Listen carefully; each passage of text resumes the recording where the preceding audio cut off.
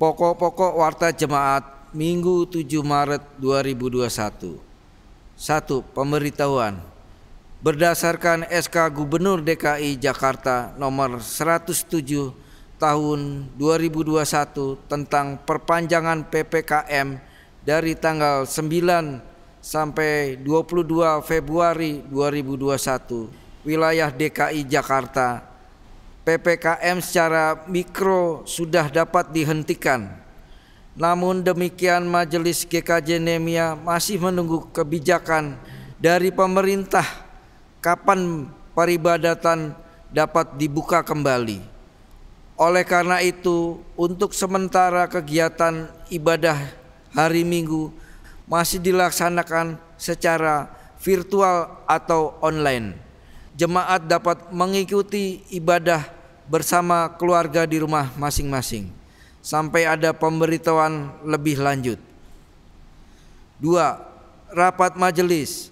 Rapat majelis lengkap akan dilaksanakan pada hari Jumat 19 Maret 2021 pukul 17 waktu Indonesia Barat. Mohon dukungan doa dari seluruh warga jemaat GKJ Nehemia. 3. PSP 2 GKJ Nehemia.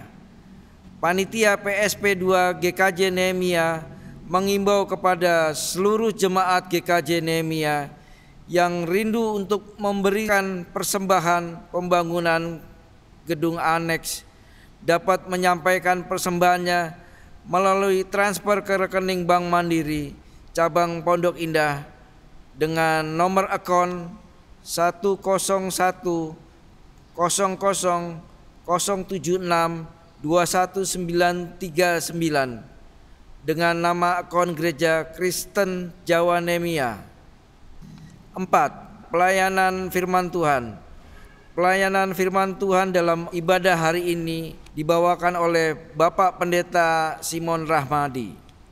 Dalam masa Prapaskah kita saat ini, kita diajak menghayati tindakan penyalaan lilin dan bukan tindakan mematikan lilin. Lilin menggambarkan tanda dari misteri kehadiran ilahi di tengah umatnya. Oleh sebab itulah lilin kita nyalakan, bukan kita matikan.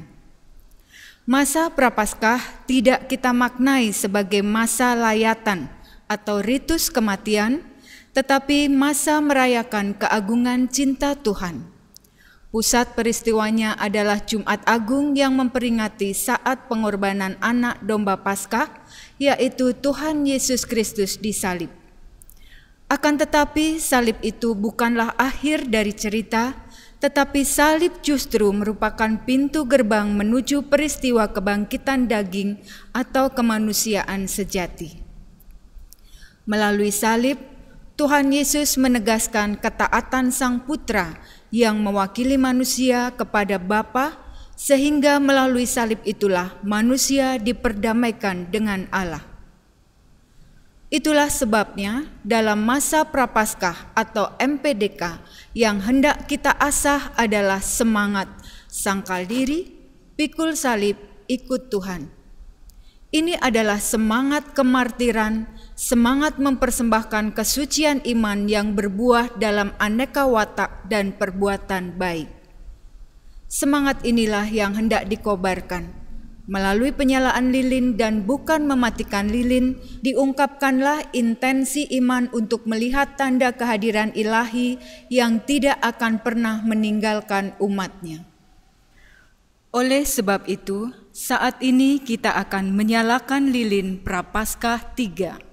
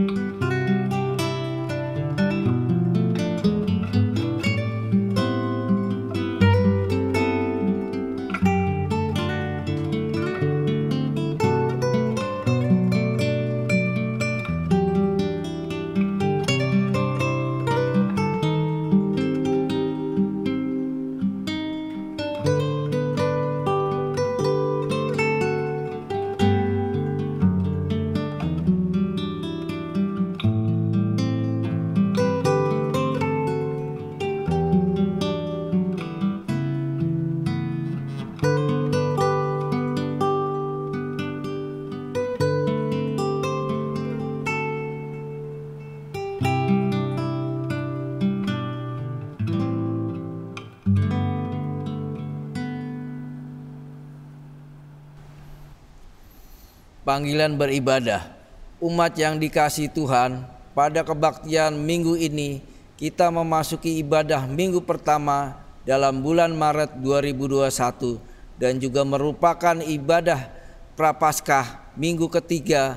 Kita sama-sama menghayati ibadah ini dengan tekad untuk bertumbuh meneladan Kristus. Tema ibadah kita hari ini yaitu bertumbuh dalam hikmat Allah Bapa. Allah Bapa berkenan menganugerahkan hikmat kepada kita untuk menuntun kita meneladan Kristus yang melakukan kehendak-Nya. Kita diajak untuk tetap bertumbuh dalam hikmat Bapa melalui Sang Putra. Marilah kita bersama-sama bersujud di hadapan Tuhan dalam ibadah kita saat ini. Ibu, Bapak, Saudara dipersilakan berdiri.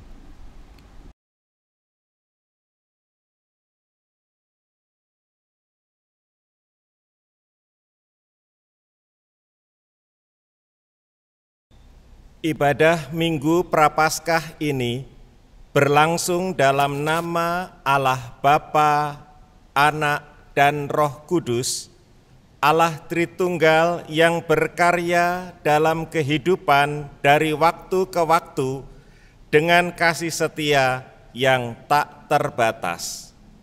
Amin.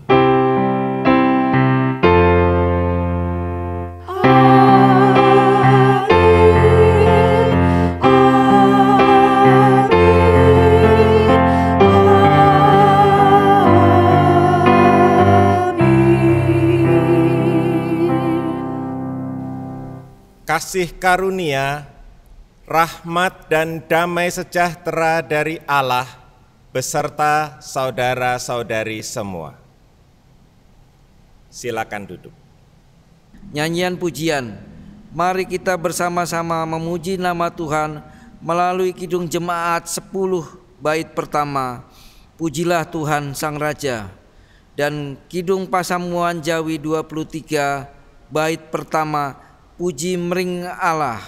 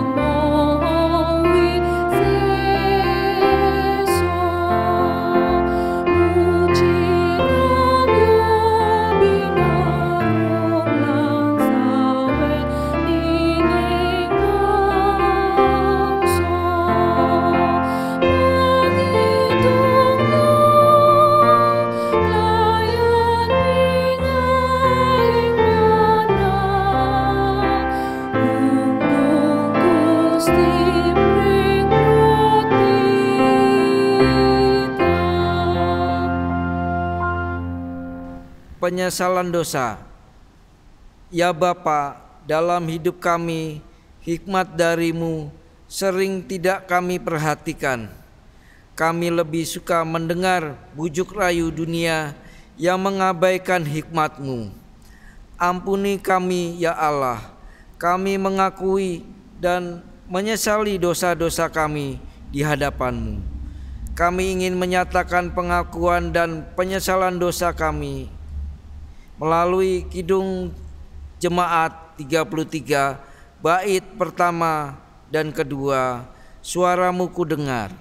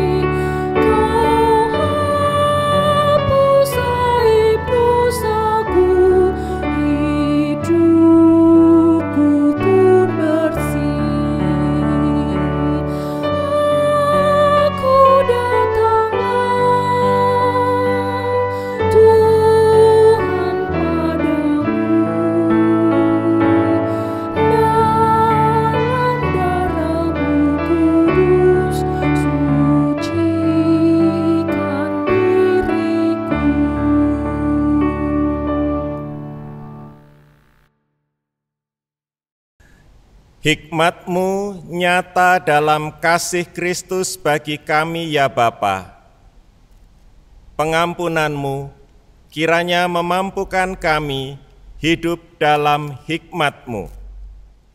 Berita anugerah-Mu saat ini kami terima sebagaimana tersurat dalam surat Yakobus 3 ayat 17 dan 18. Tetapi hikmat yang dari atas adalah pertama-tama murni, selanjutnya pendamai, peramah, penurut, penuh belas kasihan, dan buah-buah yang baik, tidak memihak dan tidak munafik. Dan buah yang terdiri dari kebenaran ditaburkan dalam damai untuk mereka yang mengadakan damai. Ibu, Bapak, Saudara kami undang untuk berdiri. Syukur dan kemuliaan bagi Tuhan. Kami bersyukur ya Tuhan atas kemuliaan-Mu yang terwujud dalam hikmat-Mu bagi kami semua. Mulialah nama-Mu selama-lamanya.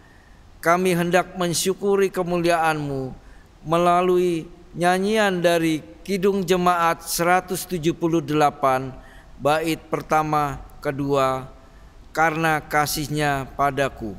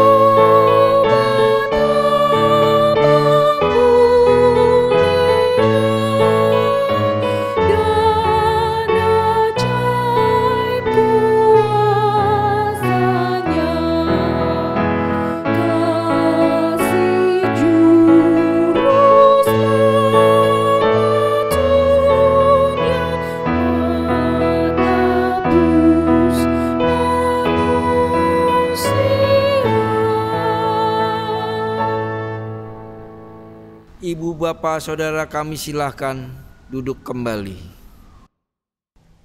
Marilah kita memohon pertolongan Roh Kudus sebelum kita membaca dan merenungkan kitab suci. Mari berdoa. Allah Bapa yang Maha Kasih, puji syukur kami panjatkan atas beragam hikmat-Mu bagi kami. Kiranya Roh Kudus-Mu memampukan kami menerima sabda-Mu hari ini. Sabda-Mu sebagai hikmat-Mu yang kami terima untuk meneladan Kristus, Sang Juru Selamat kami. Di dalam nama Tuhan Yesus kami berdoa. Amin. Pembacaan Alkitab terambil dari surat 1 Korintus pasal 1 ayat 18 sampai 25. Rasul Paulus berkata demikian, sebab pemberitaan tentang salib memang adalah kebodohan bagi mereka yang akan binasa. Tetapi bagi kita yang diselamatkan, pemberitaan itu adalah kekuatan Allah. Karena ada tertulis, Aku akan membinasakan hikmat orang-orang berhikmat, dan kearifan orang-orang bijak akan kulenyapkan. Di manakah orang yang berhikmat? Di manakah ahli Taurat? Di manakah pembantah dari dunia ini? Bukankah Allah telah membuat hikmat dunia ini menjadi kebodohan? Oleh karena dunia dalam hikmat Allah tidak mengenal Allah oleh hikmatnya, maka Allah berkenan menyelamatkan mereka yang percaya oleh kebodohan pemberitaan Injil. Orang-orang Yahudi menghendaki tanda, dan orang-orang Yunani mencari hikmat. Tetapi kami memberitakan Kristus yang disalibkan. Untuk orang-orang Yahudi, suatu batu sandungan, dan untuk orang-orang bukan Yahudi, suatu kebodohan. Tetapi untuk mereka yang dipanggil, baik orang Yahudi maupun orang bukan Yahudi, Kristus adalah kekuatan Allah dan hikmat Allah. Sebab yang bodoh dari Allah lebih besar hikmatnya daripada manusia, dan yang lemah dari Allah lebih kuat daripada manusia. Demikianlah pembacaan kitab suci. Berbahagialah orang yang mendengarkan firman Allah dan yang melakukannya dalam kehidupannya sehari-hari. Hosiana. Hosiana, Hosiana,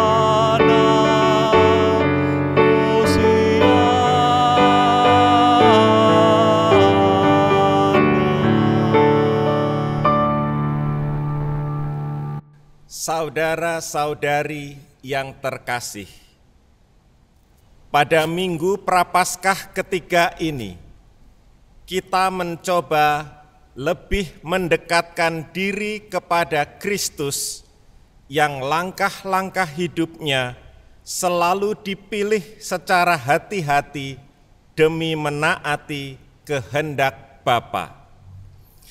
Karena selalu menaati kehendak Bapanya, langkah-langkah hidup Tuhan Yesus pada dasarnya adalah suatu usaha serius untuk membangun bait Allah sejati.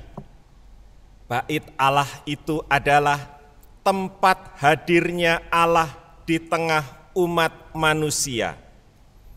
Melalui ketaatan Kristus, Allah bersemayam di tengah-tengah kita. Melalui ketaatan Kristus, kita dapat mengalami bait Allah sejati. Bait Allah sejati itu tidak berupa bangunan yang terbuat dari batu, semen, dan pasir. Akan tetapi, bait Allah sejati itu berupa hidup manusia yang sepenuhnya terselenggara menurut kehendak Bapa dan sepenuhnya menolak bujukan dosa. Maka, jika kita ingin lebih mendekatkan diri kepada Kristus, kita pun perlu serius dalam mengusahakan terbentuknya bait Allah sejati di dalam hidup kita seutuhnya, baik di dalam tubuh jasmaniah kita, di dalam mentalitas kita, dan di dalam kerohanian kita yang terdalam, baik tubuh, jiwa, maupun roh kita, kiranya selalu berdiri kokoh untuk menaati kehendak Bapa. Dan untuk itu, kita perlu belajar menjadi semakin cerdas dalam membaca aneka tanda-tanda hikmat Allah yang bersemayam di balik segala perkara dalam hidup kita. Dengan membaca tanda-tanda hikmat Allah itu, kiranya kita lebih mengenal kehendak Bapa dan menaatinya, serta menjadi lebih waspada terhadap tipu daya dosa yang berusaha membuat kita tidak taat kepada Allah. Bagaimana caranya membaca tanda-tanda hikmat Allah itu? Dari kitab suci yang kita baca hari ini, kita dapat memetik satu pelajaran berharga dari Rasul Paulus. Ia mengatakan bahwa tanda hikmat Allah itu hadir dalam wujud salib. Salib di sini bukanlah semata-mata alat hukuman mati, akan tetapi lambang dari cinta Allah yang pantang menyerah dalam mencari dan menyelamatkan manusia.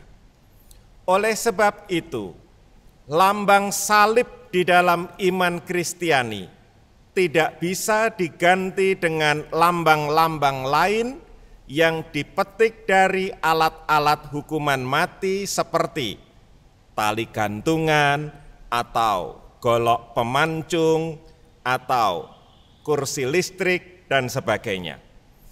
Sebagai tanda hikmat Allah, salib itu mestilah dibicarakan secara lengkap sebagai hidup Kristus yang rela merendahkan diri secara total demi menebus manusia yang amat dikasihi oleh Allah.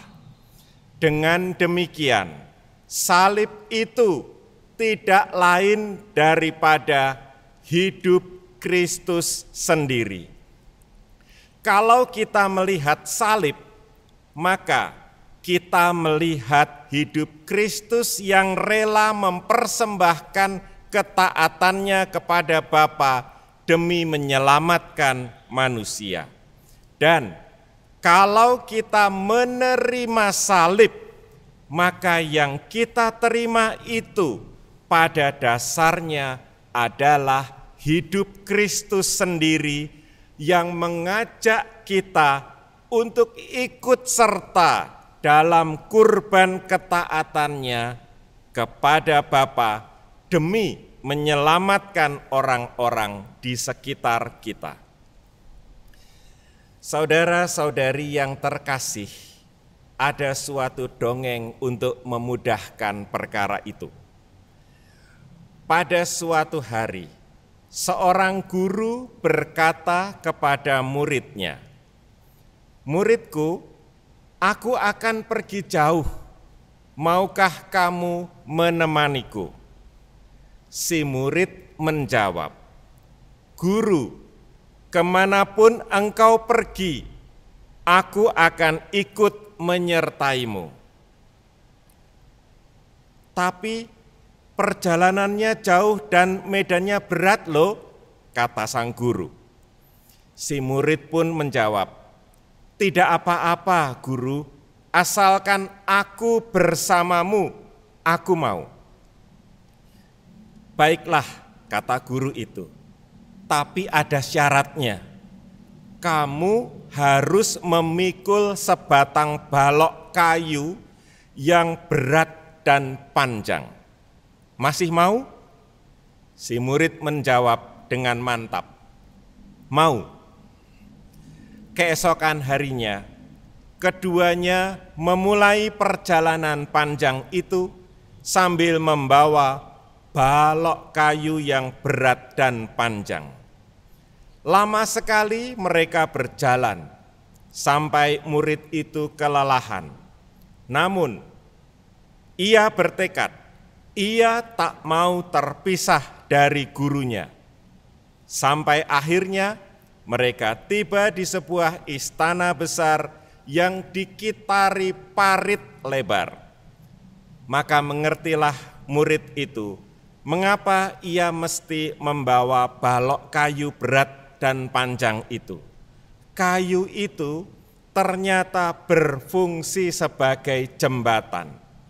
Dan sesudah mereka menyeberang, masing-masing balok kayu itu kemudian diolah menjadi sebuah kursi tahta kerajaan. Sang guru membuat satu kursi, si murid pun membuat satu kursi. Mereka masing-masing duduk di kursi tahta kerajaan itu dan mendapat bagian dalam perjamuan indah yang ada di sana. Apa yang semula terasa sebagai beban hidup yang menyakitkan, kini berubah menjadi sarana kemuliaan Allah yang penuh dengan kebahagiaan ilahi. Ceritanya selesai. Saudara-saudari yang terkasih, balok kayu besar yang mesti dipikul oleh guru dan muridnya itu, itulah salib. Sang guru memikul salib penebusan dan si murid memikul salib ketaatan yang menyerupai dengan apa yang dikerjakan oleh gurunya. Kita masing-masing punya salib yang mesti dipikul dan dibawa seumur hidup. Mungkin saja salib itu berupa misalnya kelemahan fisik atau cacat tubuh yang menghambat kenormalan kita. Atau mungkin saja salib itu berupa keluarga yang tidak sempurna, ataupun beban pekerjaan yang terasa menekan dan menyakitkan setiap hari. Macam-macam wujud salib kita. Apapun wujud salib itu, ketika memikulnya, kita sering merasa teraniaya. Bagi orang-orang yang tidak mengenal Allah, wujud salib itu adalah hal yang patut ditolak dan dijauhi. Seperti orang Yahudi menolak Kristus dan seperti orang Yunani menolak Injil. Mereka semua menolak salib itu sebab mata batin mereka tidak mampu melihat hikmat Allah yang tersembunyi di sana. Bagi orang-orang pilihan Allah, apa yang ditolak oleh dunia ternyata justru diterima sebagai wujud konkret dari penyertaan Allah atas hidup manusia. Bagi kita saat ini, apa-apa yang terasa menyakitkan dan memalukan sesungguhnya justru merupakan wujud konkret dari penyertaan Allah atas hidup kita jika kita menerimanya dengan sikap beriman, ikut Kristus kemanapun ia pergi di dunia ini. Maka pada Minggu Prapaskah ketiga ini, marilah kita belajar untuk mensyukuri salib hidup yang mesti kita pikul. Marilah bersyukur atas kelemahan kita, atas kerapuhan kita, atas penyakit yang harus kita derita, atas ketidaksempurnaan keluarga yang mengitari kita, bahkan atas orang-orang yang telah menyakiti hati kita. Dengan mata iman yang memandang kepada Kristus, marilah kita syukuri salib-salib itu sebagai sarana untuk membangun ketaatan kepada Allah dan mempersembahkan kemuliaan ilahi di dalam hidup kita. Dengan memikul salib, kita konkretkan ketaatan kita kepada Allah. Dengan tekun memikul salib, kita akan semakin memandang hikmat Allah yang mengasihi kita. Dengan penuh iman, marilah kita junjung tinggi salib-salib derita kita sebagai sarana cinta Allah untuk semakin menumbuhkan kita di dalam hikmat Bapa. Semoga kita semakin ambil bagian dalam hidup Kristus sekarang dan selama-lamanya. Amin.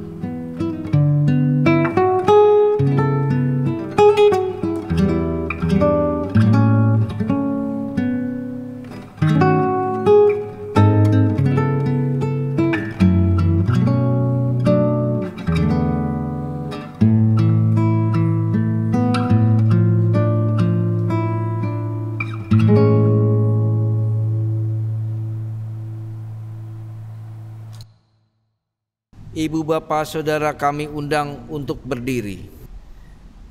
Pengakuan iman rasuli bersama dengan umat Tuhan di segala tempat dan dalam persaudaraan iman dengan umat Tuhan di segala abad. Marilah kita meneguhkan iman percaya kita dengan mengucapkan pengakuan iman rasuli bersama-sama. Aku percaya kepada Allah, Bapa yang Maha Kuasa, Khalik langit dan bumi, dan kepada Yesus Kristus, Anak yang tunggal Tuhan kita, yang dikandung daripada Roh Kudus, lahir dari anak darah Maria, yang menderita di bawah pemerintahan Pontius Pilatus, disalibkan, mati dan dikuburkan, turun ke dalam kerajaan maut. Pada hari yang ketiga, bangkit pula dari antara orang mati, naik ke surga, duduk di sebelah kanan Allah, Bapa yang Maha Kuasa, dan akan datang dari sana untuk menghakimi orang yang hidup dan yang mati. Aku percaya kepada Roh Kudus, gereja yang kudus dan am, persekutuan orang kudus, pengampunan dosa, kebangkitan orang mati, dan hidup yang kekal. Ibu bapak saudara kami silakan duduk kembali. Dalam ibadah keluarga hari ini, kita akan berdoa dalam doa syukur dan syafaat. Doa syafaat akan dipimpin terlebih dahulu oleh salah satu anggota keluarga. Dan nanti Bapak Pendeta akan melanjutkan doa bagi jemaat yang sedang sakit dan berduka. Serta menutup doa syukur dan syafaat kita dengan doa Bapa kami yang nanti akan diucapkan secara bersama-sama. Masing-masing keluarga kami persilahkan untuk berdoa syafaat.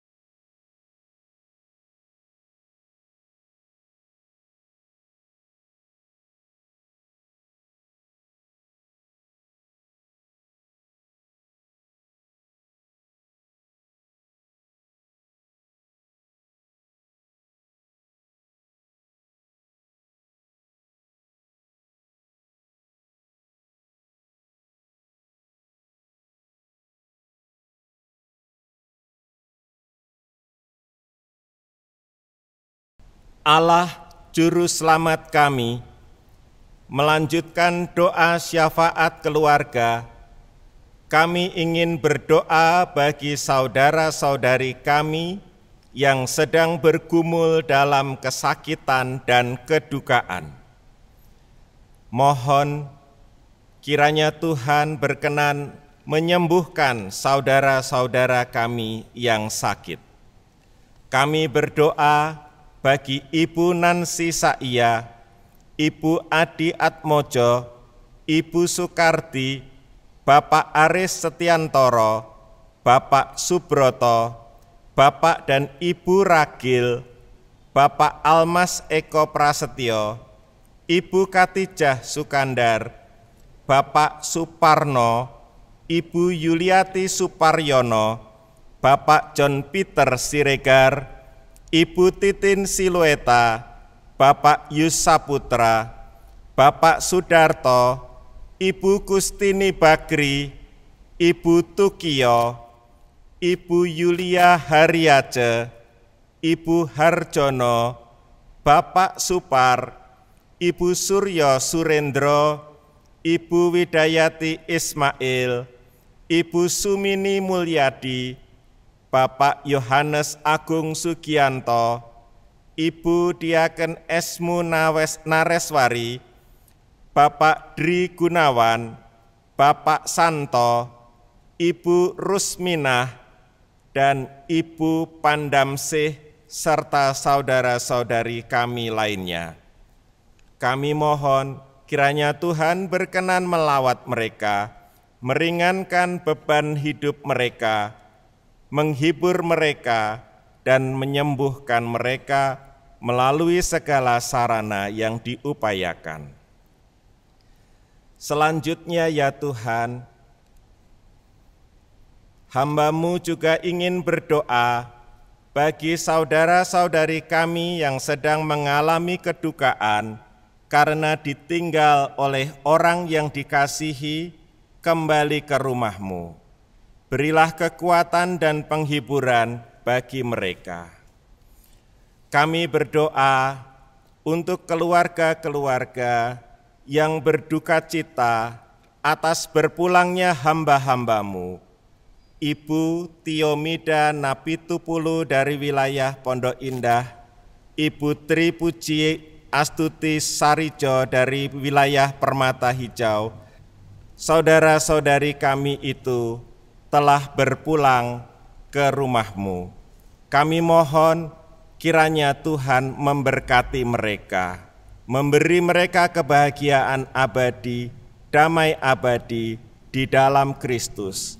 Dan bagi yang ditinggalkan, bagi keluarga yang ditinggalkan, kami mohon berkat penghiburan, kami mohon berkat iman yang teguh, kami mohon cinta yang membuatnya rukun satu sama lain, supaya dapat melanjutkan hidup di dunia ini dengan penuh kegembiraan. Selanjutnya, Tuhan, Sang Empunya Hikmat, kami hendak menyempurnakan doa syukur dan syafaat kami ini dengan doa yang Kristus ajarkan. Bapa kami yang di sorga, dikuduskanlah nama-Mu, datanglah kerajaan-Mu, jadilah kehendak-Mu di bumi seperti di sorga. Berikanlah kami pada hari ini makanan kami yang secukupnya, dan ampunilah kami akan kesalahan kami, seperti kami juga mengampuni orang yang bersalah kepada kami. Dan janganlah membawa kami ke dalam pencobaan, tetapi lepaskanlah kami daripada yang jahat. Karena Engkaulah yang empunya kerajaan dan kuasa dan kemuliaan sampai selama-lamanya. Amin.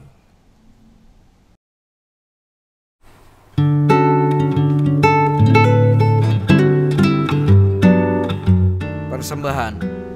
Ibu bapak saudara yang dikasihi dan mengasihi Tuhan, persembahan keluarga mohon dimasukkan dalam amplop dan direkatkan untuk selanjutnya diserahkan ke gereja. Persembahan juga dapat ditransfer ke rekening GKJ Nehemia di Bank Mandiri Cabang Pondok Indah, nomor rekening 101 008 1049 106. Nama akun Gereja Kristen Jawa Nehemia. Jika ada kesulitan dengan transfer, Ibu Bapak Saudara dapat menghubungi Majelis GKJ Nehemia. Doa persembahan silahkan nanti dipimpin oleh salah satu anggota keluarga.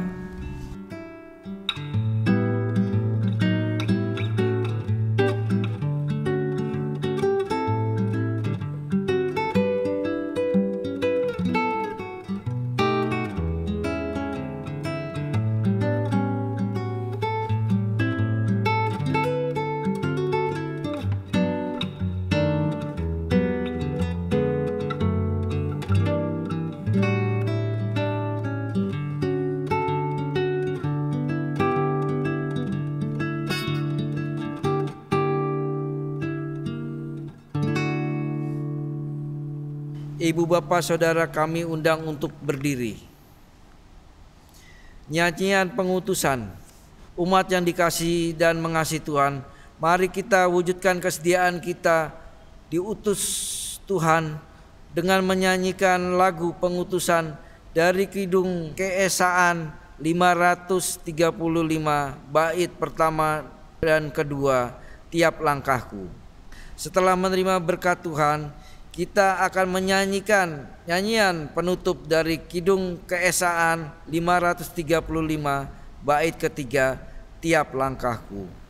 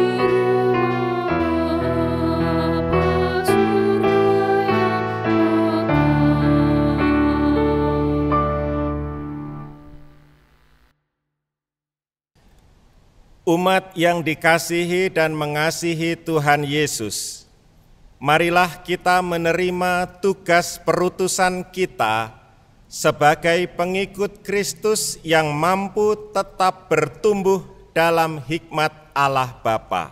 Mampukanlah kami melakukan kehendak-Mu ya Tuhan.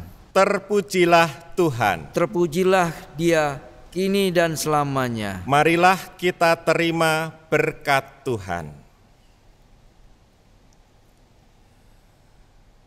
Tuhan memberkati dan melindungi saudara.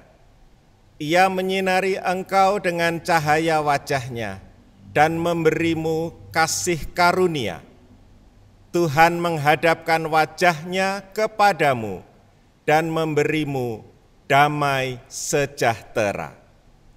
Amin.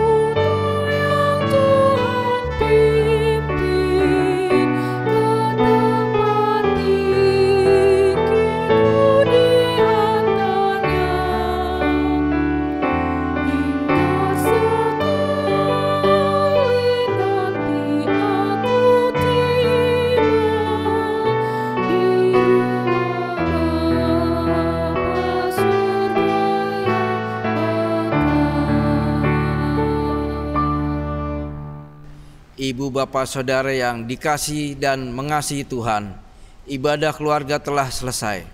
Ibu bapak saudara kami persilahkan duduk kembali dan mengambil waktu untuk saat teduh. Majelis Gereja Kristen Jawa Nehemia mengucapkan selamat hari Minggu, selamat bertumbuh meneladan Kristus, selamat menerima hikmat Allah, tetap taat protokol kesehatan walaupun kita ibadah di rumah. Tuhan Yesus menyelamatkan kita dan keluarga kita. Amin.